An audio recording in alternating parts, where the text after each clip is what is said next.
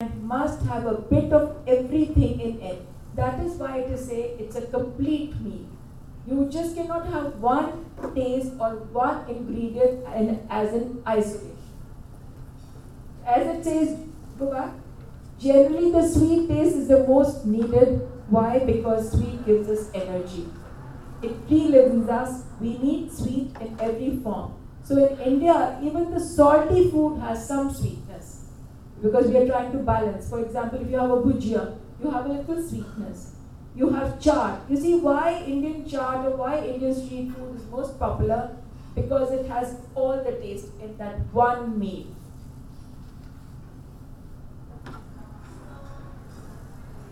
Well, in India or all over the world, I feel it is celebration of food. Food is something to be celebrated. Food is eaten at every celebration. Food is where you are relating yourself, you're offering that food to the God. You are becoming one union with that Creator and you only by offering food. It is probably all over the world we do that. We are having a small celebration, we celebrate it with food. We invite people and we have food to offer. We have a wedding, we have a vast display of food. And it is, in the olden times, the kings and the queens would only be able to showcase their wealth on table. And that was through food. They wanted to talk about food. How much they love you, how much they respect you is by the number of dishes or the number of food they can offer you. These are the markings I've done. What is sweet? Comprises of earth and water, provides heaviness and moisture, consumed in winters. It is by nature that you consume maximum sweetness in winters. Even in the Indian sweets which we eat are maximum eaten in winters. But at the same time, during summers, you need a combination of sweet and salt. When we have a fresh lime water, we add a pinch of salt along with a tablespoon of sweet sugar. If you want, you can just note it down or run through it.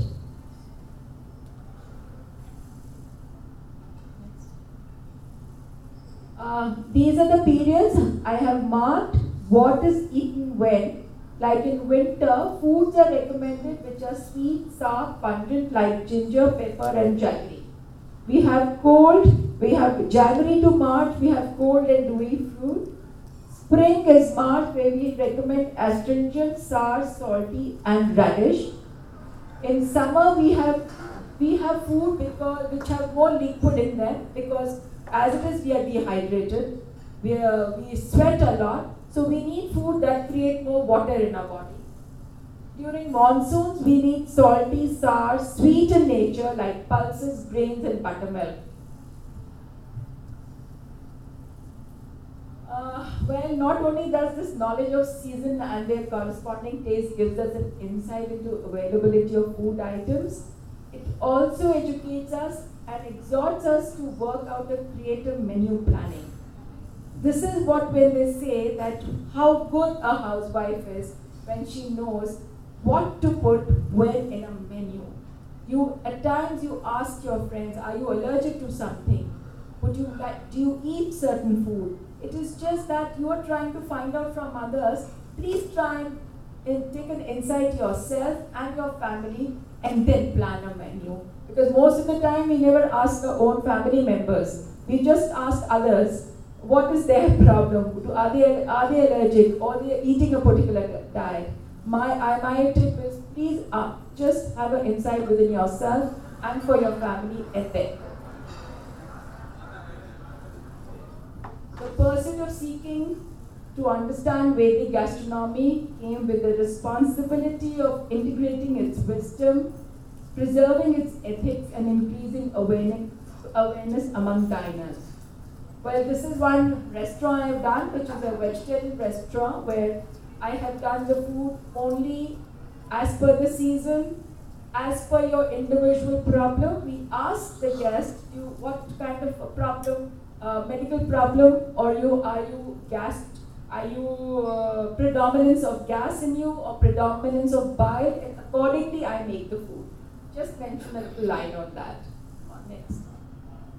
Food most often is the favorite medium for expressing personal love, respect, belongingness, emotion between devotee and the divine, or between two humans. I feel this could be nothing more, what shall I say? Nothing more savor, nothing more than to offer food to somebody and to someone you love. I would actually welcome in case you have any questions, and I could just take it forward, or if you would like to have some kind of discussion, although I have a... I have 5 minutes just to say something. Yeah, please. All right, please go ahead. All right, let me welcome you. Hi, I'm Bit Hi. There's some familiar faces and I quite like that too. Thank you. Gunjan, you've actually taken through the whole of the Indian, the traditions and everything. And my take is from a very different angle.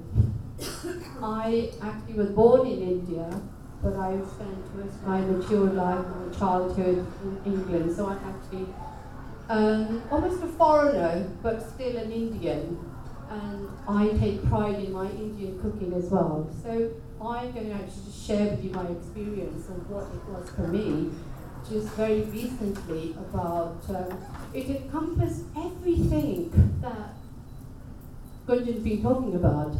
I was in Dubai in April, and of course because I love food, and my family also loves food because I get some really good food. So we went to this restaurant, it's called Tray Sin. It's in Dubai, and it was very specially booked for us because it was special.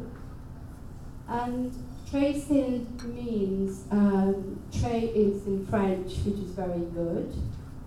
In is India, in Tray Sin, so they're called Tray Sin. And food that Tray Sin served, they have an vast menu. When I walked in, I had no idea what to expect. So we sat down and we had our drinks, and my drink was actually made like a chemistry lab. I had a drink with, I quite like whiskey. So he produced a drink, which is actually, I quite like my whiskey not really sugary as well, very sweet. So he came and actually brought a trolley, which actually was like a lamp. So that was one that bowled me over. And then he started on with the starters. And the starters, one of the dishes was chaat. And the chaat that came in was, he started, it was with nitrogen. He ignited with nitrogen gas. And the way it was served to me was on a spoon, and I had to take the whole, just one little, it was very tiny, it was like more or less very like a painting almost, or like a piece of art. And all I did was took one spoonful and everything into the mouth, all in one, and it was just like a bomb exploding in my mouth. And that's what I felt, that all my senses came to just really, they were ignited. And then we went over to another dish which Gunjan was talking about, is a chaat. And the chaat he brought up, he actually again brought a trolley, and the trolley, he started painting it. He was painting the trolley with yogurt, he painted the trolley with imli, which is a tamarind sauce. And then he actually also brought the dokla, which is a bread, it's a Gujarati, it's a traditionally Gujarati dish, but they had actually made it into a very modern and very much it was another science experiment in front of me. And then he actually also put nitrogen. The dokla came into nitrogen. It was like really hard because it's frozen to a certain degree. Then he pounded and he put pomegranate seeds on it. And then he actually went tock, tock, tock, tock, tock, and it was served to us. And that again was just explaining. I didn't have to even, there was nothing to say about that, but to actually feel in my mouth, in my whole body, that that's what food. It had all the flavors, all the sweetness, and the six tastes that Gunjan's been talking about, and how the food is actually the six tastes that were in the chart even. It's almost like a cure for us as well. And even when I've actually been here in the restaurant, I have found myself, I'm actually a foreigner coming into to India, so I have to be very careful about how I eat. I don't eat salads because, and I actually try to continue to eat food that's actually more like a chutney, mint. Mint is actually used world over as an aperitif, as a soother. So the mint chutney is actually absolutely fantastic. That's a cure. That's how I've used it as a cure. So then we moved on to the menu to the end. Sweet also came in, which is also on the same kind of flavors. And then the ending that came in, he actually brought it's like a tree. It was almost like a cotton tree. And I thought, what is this? And the cotton tree was actually candy floss, but it was a bun served in candy floss. Do you people know about bun? Have you ever tasted bun here? So bun is actually the ending to the meal, which is kind of almost astringent flavor, and it's bitter and astringent. So you start from your sweet, salty, then you go on to the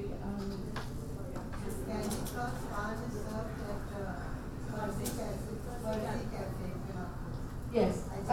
It's sweet with the building, the sour was the cleansing, and then the salty was the stimulation of your senses, and the bitter, pungent, and the astringent. And that's what I have to say about the Indian gastronomy at a level which I had never experienced before. I've had it in the same kind of a way, but it was actually just really dramatic. And I think if everybody is traveling to Dubai, you must go and eat at that place. Thank you. Here I would like to add one more point as she was pointing. Just try this as an experiment. Most of the time we have dessert at the last. But as per the Indian gastronomy, it's the first thing to be eaten. Because it's a stimulator. And I can assure you, if you have your dessert in the beginning, your food, you will never feel heavy after eating an extra bread or an extra chapati. Just try this, because most of the time what people think is, yes, this is practiced in Assam. yes, correct. But But no, we actually have a 4-course meal. Start with sweet, salt,